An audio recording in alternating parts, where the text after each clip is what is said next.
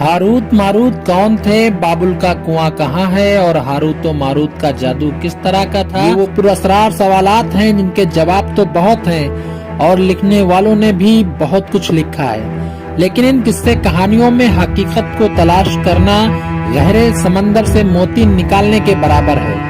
Harut और Marut के मुताल्लिक बुनियादी तौर पर दो तरह की रवायतें मिलती हैं। एक वो जो कुरान और हदीस और ताबाइन के अक़वाल में मौजूद हैं, और दूसरे वो जो तौरात व इंजील और इस्राएली रवायतों में आती हैं। जबकि तौरात व इंजील और इस्राएली रवायतों में बेशतर उलमा और मौरखीन ने तायद की है।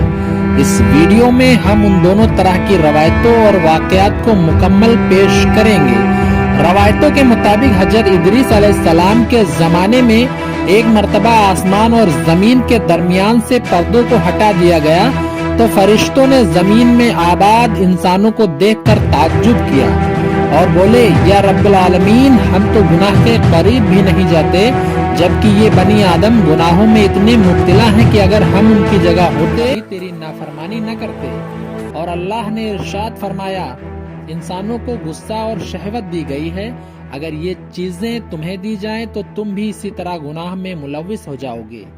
लेकिन फरिश्तों ने कहा, हम ऐसा हरगिज न करेंगे।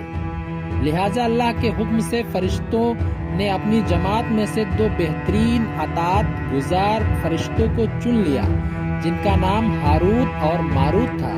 अल्लाह ने दो फरिश्तों में इंसानी फितरत और शहवत डालकर दुनिया में भेजा।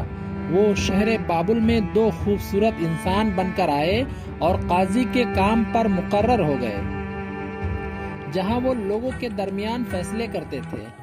एक दिन उनके पास एक औरत अपना मुकदमा लेकर आई और कहा कि उसका शौहर उसे बहुत परेशान करता है। हारूत और मारूत ने जब उस औरत को देखा तो उसकी खूबसूरती और हुस्न से मरूब हो गए और उस पर आशिक हो गए। उन्होंने उस औरत से जिना की ख्वाहिश की तो औरत ने उससे कहा, तुम्हारी ये ख्वाहिश मैं तभी पूरी करूंगी जब तुम बुत की पूजा करो, शराब पियो या मेरे खाविंद को कत्ल कर दो। हारूत और मारूत ने शराब नोशी को छोटा गुनाह समझकर पी लिया और नशे की मस्ती में दो और कबीरा गुनाह कर बैठे। उस औरत ने उनसे आसमान पर चढ़ने का अमल भी सीख लिया, जिसके जरिए वो आसमान पर जाते थे।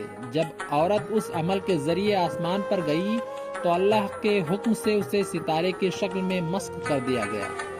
क्योंकि उस औरत का नाम ज़ोहरा था, इसलिए वो सैयारा ज़ोहरा कहलाया, जिसे आज वीनस कहते हैं। इस गुनाह की वजह से हारूत और मारूत खुद वो इसमें आजम भूल गए जिसे पढ़कर वो आसमान पर जाते थे, और बतौर सजा उन्हें बाबुल के कुएं में उल्टा लटका दिया गया, जहां वो ता क़यामत यूं ही कैद रहेंगे। ये एक इस्राएली रवायत है जिसे इमाम इब्ने कसीर और फखरुद्दीन राजी जैसे मुफस्सिरीन अफसाना और मनगढ़ंत कहानी करार देकर सख्ती से रद्द कर देते हैं। वही इमाम सयूती जैसे उलमा इस रवायत को मुस्तनद मानते हैं। हारूत और मारूत और चाहे बाबुल के सिलसिले में एक और रवायत कसरत से बयान की जाती है, जिसके मुताबिक एक जमाना ऐसा था जब शहर बाबुल रूए जमीन पर तहजीब व तमद्दुन का मरकज था। यहाँ के लोग बातिल खुदा की परस्तिश किया करते थे। ये लोग अपनी किस्मत से वाबस्ता समझते थे, इसलिए इल्म नजूम और इल्म फल्कियात में माहिर थे। उनके बुत कदों में सितारों की पूजा की जाती थी। ये लोग जादू, तंत्र मंतर, सिपली को बहुत अहमियत देते और इस इल्म के जरिए माशरे में खूब फसाद फैलाते थे। ये लोग तिलिस्म, जादू, तंत्र मंतर में बहुत आगे बढ़ गए। उनमें बड़े बड़े जादूगर मौजूद थे। उनकी तारीखी किताबों में जगह जगह जादू और तंत्र मंतर नजर आता है। उनका जादू दूर दूर तक मशहूर था। मुख्तसर ये कि उस शहर का बाशिंदा होना ही जादूगर होने की अलामत थी। जब हजरत सुलेमान अलैहिस्सलाम की हुकूमत आई तो आपने उन लोगों को इस शिरकिया अमल से रोका और उनकी शहर और जादू की किताबों को एक जगह जमा करके अपनी अजीम कुर्सी के नीचे दफन कर दिया, ताकि इस फितना अंगेज इल्म का जड़ से खात्मा हो जाए। जब सुलेमान अलैहिस्सलाम की वफात हुई तो शैतान ने उन किताबों को दोबारा खोद कर निकाला और लोगों से कहा कि सुलेमान पैगंबर नहीं था, बल्कि उन किताबों के जरिए हुकूमत किया करता था। لہٰذا ہوا میں اڑنا، جنات پر قابو اور سلیمان علیہ السلام کے غیر معمولی معجزات دراصل جادو اور سفلی حمل کی وجہ سے تھا۔ بنی اسرائیل نے اس کی پیروی کی اور ان کی کتابوں کو پڑھنا شروع کر دیا، لہٰذا وہ دوبارہ سر انگیز علم اس قوم میں سرایت کر گئی۔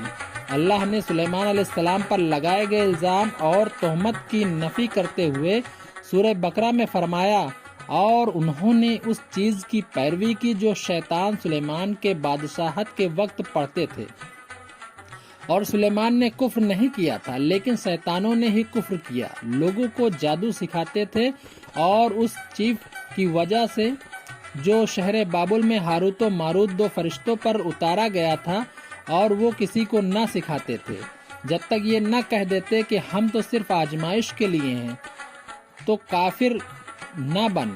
لہٰذا جب یہ شہر کا علم بابل میں عام ہو گیا اور لوگوں کی تکلیف اور پریشانی کا باعث بن گیا، تو اللہ نے دو فرشتوں کو انسانی صورت میں مامور کیا کہ وہ جادو کے عوامل اور اس سے باطل کرنے کا طریقہ لوگوں کو سکھائے تاکہ وہ جادوگروں کے فساد اور شر سے محفوظ رہ سکیں۔ لیکن یہ تعلیمات غلط مقصد کے لیے بھی استعمال ہو سکتی تھی، حالانکہ وہ فرشتے لوگوں کو تنبیہ کرتے تھے اور ان کے لیے سراتن کہتے تھے، یہ تمہارے لیے ایک طرح کی آزمائش ہے، لیکن پھر بھی وہ لوگ ایسے کاموں میں بڑھ گئے جو انسانوں کے لیے ضرر اور نقصان کا باعث تھا۔ بعض عربی داستانوں میں اس کنویں کا ذکر بھی ملتا ہے جہاں کئی لوگ پہنچے اور ہاروت و ماروت سے ملاقات کر کے جادو کا علم بھی سیکھا، جبکہ بعض مورخین کا کہنا ہے کہ عراق کے شہر حلہ کے قریب میں ایک کھنڈہر میں موجود قدیم کنواں ہے جہاں سے بابل کی سرحد شروع ہوتی تھی، کہ اس کنویں کو ہی چاہے بابل قرار دیتے ہیں۔ بہرحال اس واقعے سے یہ سبق ملتا ہے کہ سفلی اور جادو ایک شرکی عمل ہے، مگر یہ کہ اس کا استعمال فساد اور سرپسندی کے خاتمے کے لیے